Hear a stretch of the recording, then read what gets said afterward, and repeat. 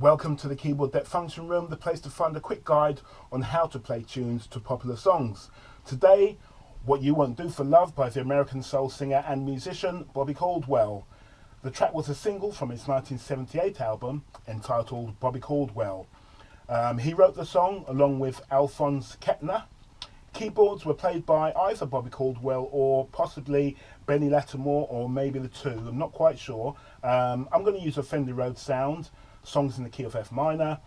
You should find a link to download a basic chord sheet in the description box below this video. Please remember to like, share and subscribe if you find these videos helpful, and hit the bell for instant notification of uploads. Okay, so here's an example of how I might play it.